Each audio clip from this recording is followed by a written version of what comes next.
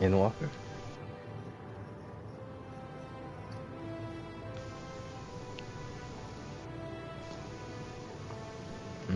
Before he went up.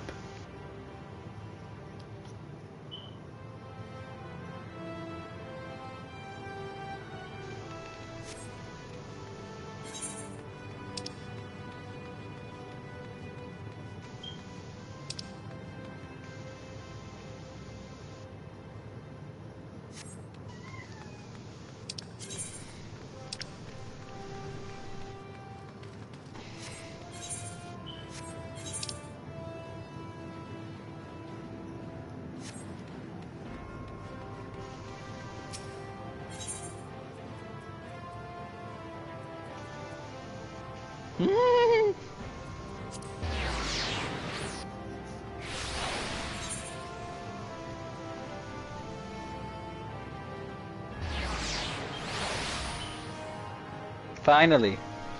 Ugh.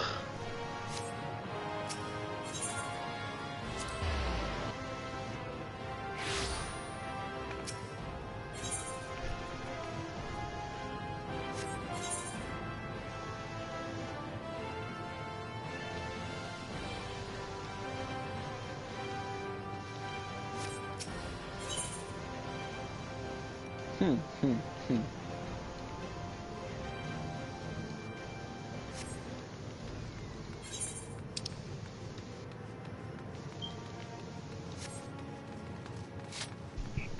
Good night.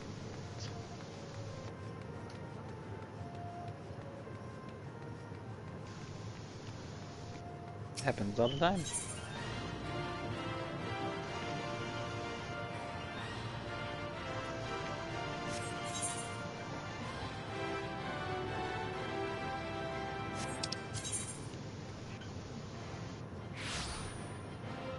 Item level is 495, by the way.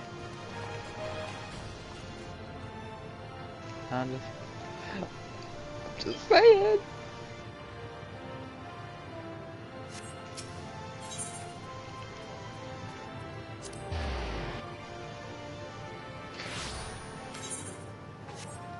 It's that Eden gear.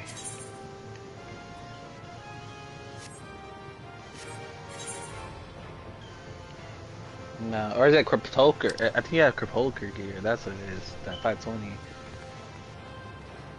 Crypt Lurkers, my bad, not Cryptolker.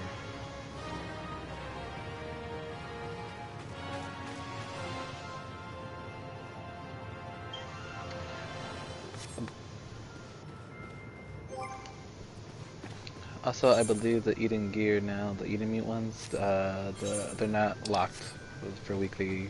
Blah blah blah. You just keep doing them for the gear. Yeah.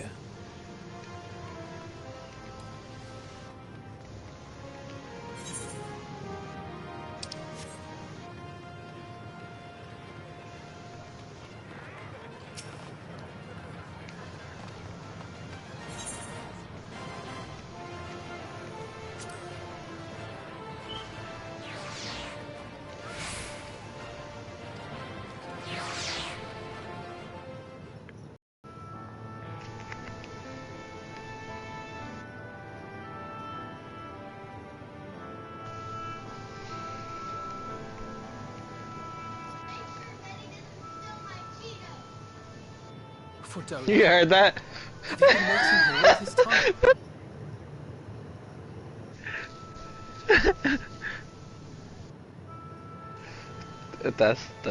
That's the little Pisces right there. Alright. See ya. We have done what we can. The rest is up to him. I mean, I wouldn't be surprised. May we see him? I do not think that wise. Okay. You must let Now, him sleep. I don't know what to do. I mean, Wolf, are you seriously gonna do it, or are you not gonna do it? What's happening? I'll see where the night takes me. Because if you're gonna do it, I join you, and then, you know, it'll be easier for later on to help them. Thank you for bringing him back. He owes you his life. Yeah, we'll see. I just wish I had been there. Perhaps, Now, where I is don't know. this Indian? perhaps I could have... Could have what? Got tempered? Don't flatter yourself. You can't save everyone. No one can. Not even the warrior of bloody light.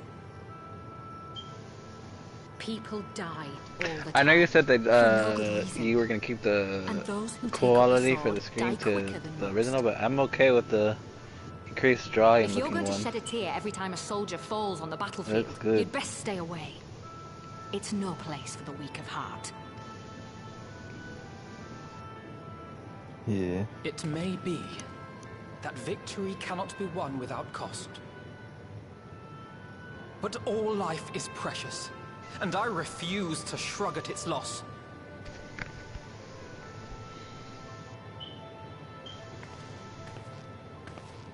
All life is precious!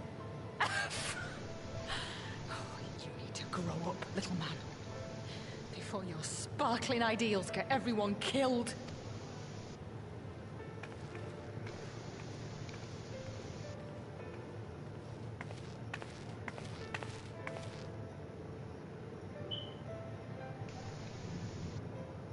You're right. He is idealistic. But the world has more than its fair share of realists, like you and me. It's people like him who dare to dream that things could be better, and make it happen against all the odds. They are the ones whose names live on forever. The heroes. The battlefield's littered with would-be heroes. At this rate, you'll not be next. And what'll become of your precious dreams then? They'll be gone. Like dust on the wind.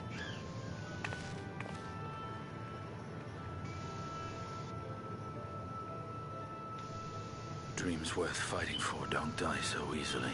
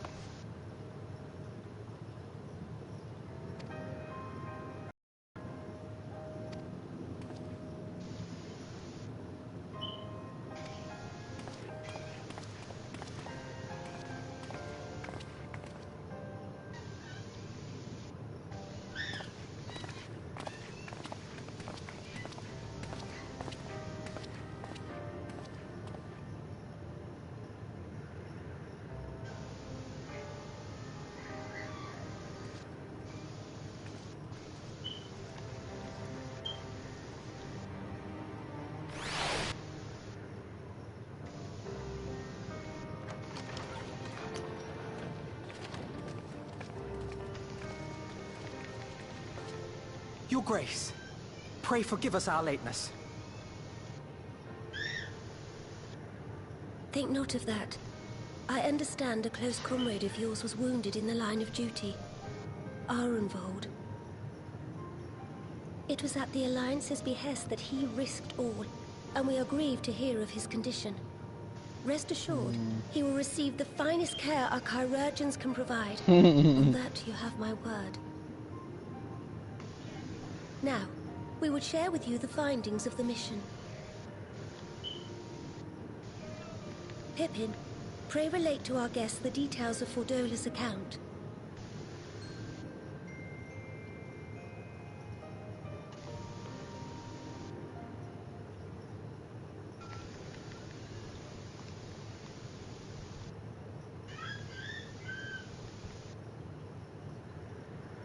First Bahamut, now Ifrit. Or Lunar Ifrit, as Fan Daniel would doubtless have it. 'Tis now all but certain that the towers were conceived to facilitate the summoning of primals by those imprisoned within. Less certain is the means by which the Telophoroi constrain the wills of said entities to enact their designs in defiance of the pleas of their victims. Mayhap they do not. If mere proximity to the towers is enough to make loyal servants of the Empire's mortal enemies, it stands to reason that the same is true for those held captive. They invoke their gods for the good of Garlemald, and in their disturbed state of mind, summon a primal whose form reflects their own alteration. It all begins to make sense. Upon closer inspection, I realized that the towers bear a striking resemblance to a much larger structure which Urianger and I observed from afar during our visit to the Imperial capital.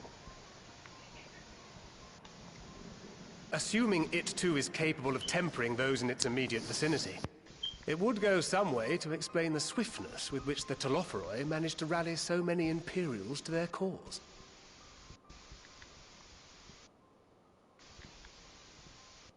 While the situation in Garlemald is indeed troubling, I fear we have more immediate concerns. Ifrit was not the only primal summoned. At approximately the same time, observers at several other towers bore witness to the emergence of further such entities.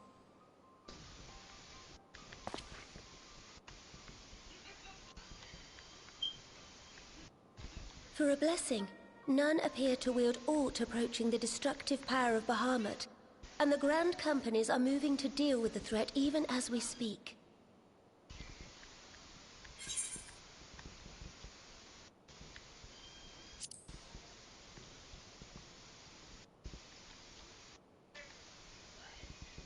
Though we are aware that the task will not be easy, we would call upon the Scions only as a last resort. Pray, conserve your strength for now. After all, it was not so very long ago that you rid us of Bahamut. On which note, I am pleased to report that our talks with the Amalja have reached an agreeable conclusion. They have pledged their full support to our call. It is our hope that this historic agreement will encourage other tribes to join us at the negotiating table. And I know that I speak for all of the Allied leaders when I say that we will welcome them with open arms at such time as they do. Of course, this was only... May these words ever be our guide, Your Grace. Now.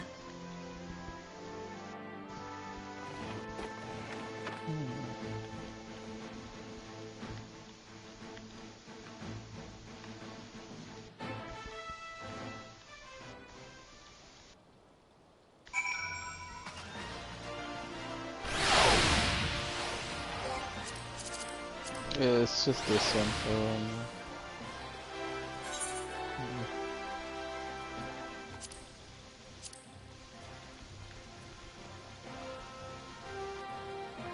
do you mean the Edens or this dungeon? Oh yeah, it's just this dungeon. Then after the dungeon, I think you just start one more time and then it's done. And it'll be on the to be continued part.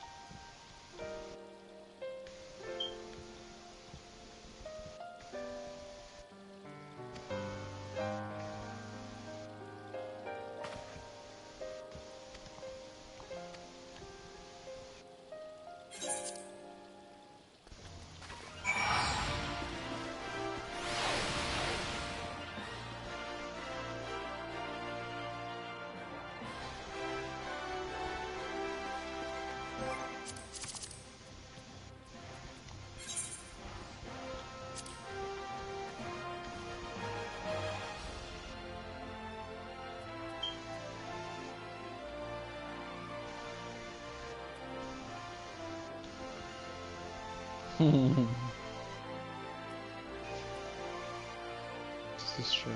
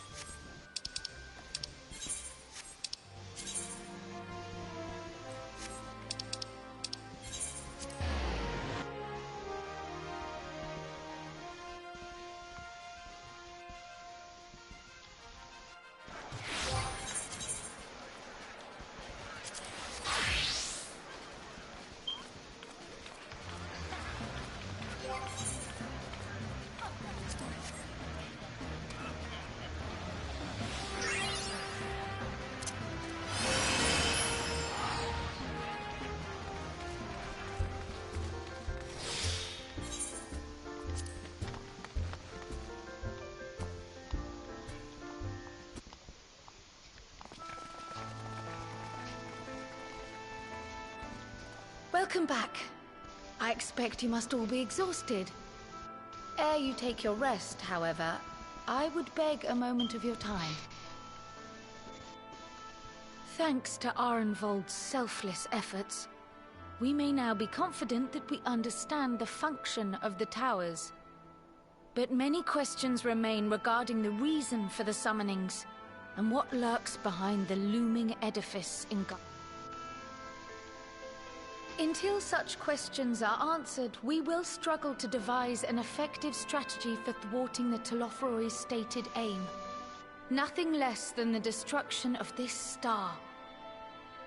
And so, given the gravity of the situation, I move that we petition the aid of Sharlayan. 'Tis possible the ancient knowledge preserved within our archives may hide a clue to our enemy's methods. But given Sharlayan's established policy of non-intervention, our former colleagues are not like to aid us in its discovery. Oh, I well remember what they're like. The Forum's barefaced refusal to assist you in the days prior to the calamity must rank as Sharlayan's most shameful act since the Exodus. But were the final days to be reenacted, it would spell doom for us all. Surely even they cannot turn a blind eye to that. I trust we are all of the same mind on this matter. I presume your role as a student of Baldesion will carry some weight with the Forum? One can but hope. If truth be told, our organization has been a shadow of its former self ever... If there are no objections, I shall depart for Sharlayan at once. But before I do, I should also mention the other matter to which I would devote some time during my stay. After hearing what transpired in the first, I began to question the true nature of Hydaelyn's blessing. A topic I have discussed at some length with Y'shtola. We were wondering, when was the last time Hydaelyn spoke to you directly?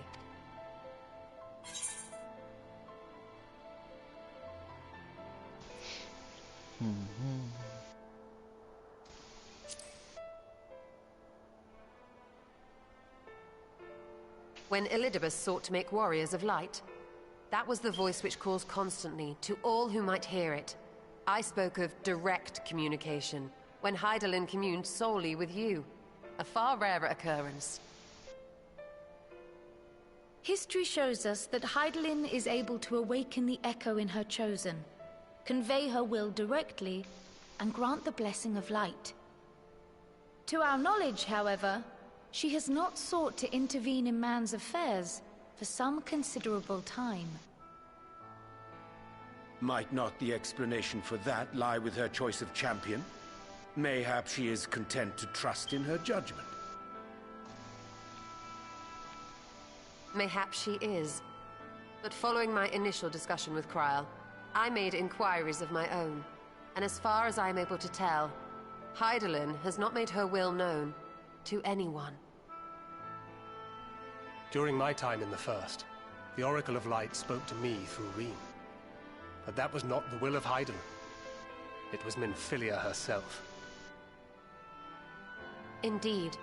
And while she and Hydaelyn were inextricably linked, Minfilia yet acted of her own volition. A messenger, yes, but one who spoke with her own voice. I wonder, could Hydaelyn's silence suggest the presence of some disruptive force, perhaps? Some obstacle to communication? While I share Urianger's high opinion of your conduct, I see no reason why she would deny you her guidance altogether. Then again, who am I to say?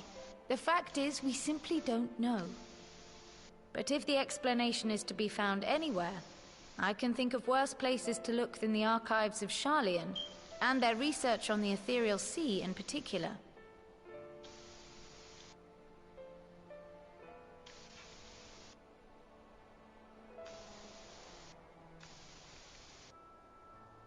Resolved though I am to go, believe me when I say that I take no pleasure in the thought of leaving you a member short. Now, of all times. Estinian, we stand on the eve of a struggle that will decide the fate of this star. One in which we Scions may play a telling part, yet we are but few in number. And so I must ask you again, will you join us?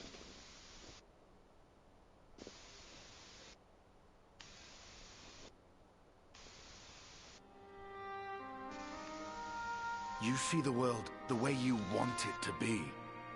I see the world the way it is. You are idealistic to a fault. But I know you would never turn your back on those in need. Never close your eyes to their suffering. And somehow, your deeds lend truth to your words, giving the lie to my doubts in so doing. I have seen others draw strength from your belief. In Ishgard, in Ala Mhigo. You inspired them to stand up and fight. To win, no less. And even when you lost those you held dear, you carried their spirit with you and made their memory your guiding light. The burden of so many hopes and dreams would be too heavy for most to bear.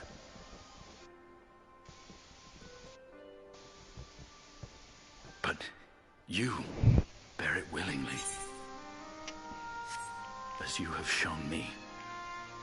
Some dreams are too important to let go.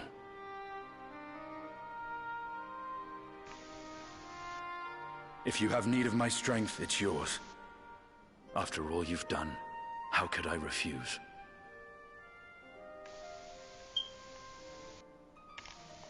Thank you, Estinian. Whatever challenges await us, I shall not falter. You have my word.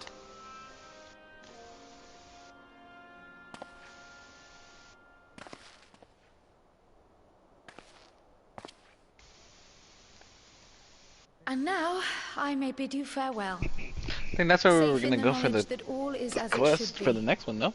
In this little One of their corner of the hometowns? world, at least.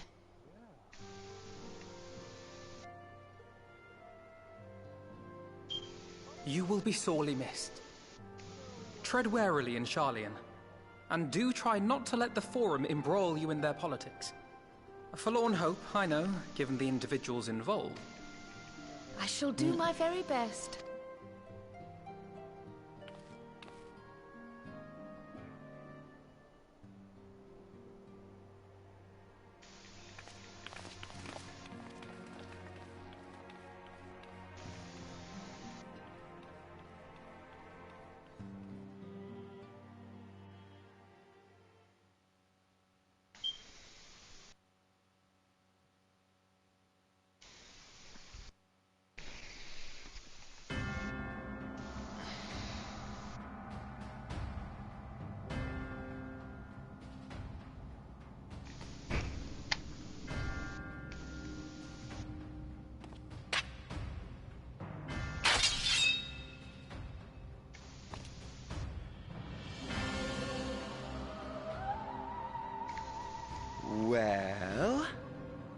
Does this one meet with your approval?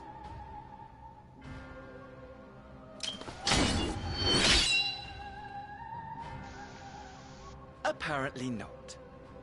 Or could it be that you're still upset about the dragons?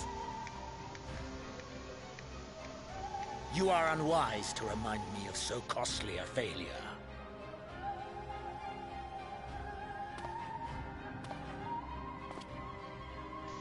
It will not affect our plans, I trust. Oh, hardly at all. Though, admittedly, the chances of us being able to procure any more Mericidian dragons are rather slimmer following Tiamat's reappearance.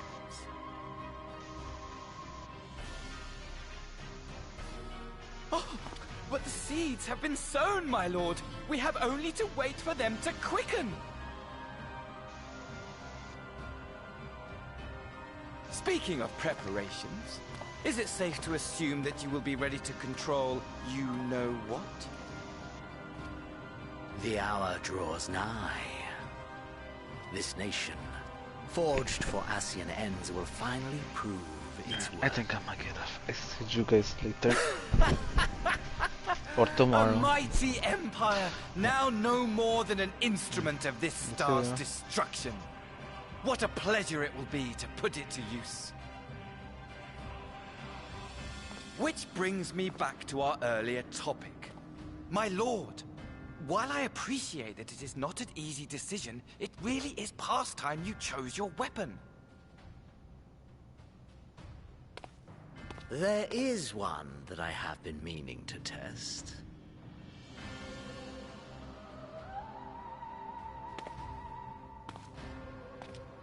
Well, well, not quite what I was expecting. Though I will say, it does seem rather apt.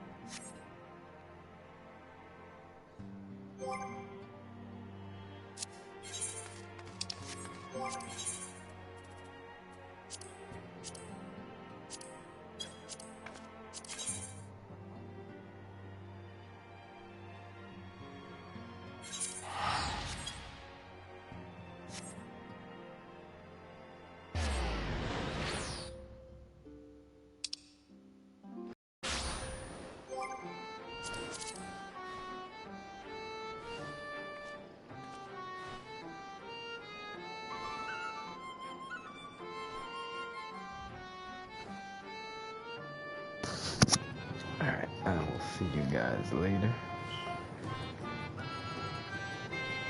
That's it. Thank you. Might still be on for a little bit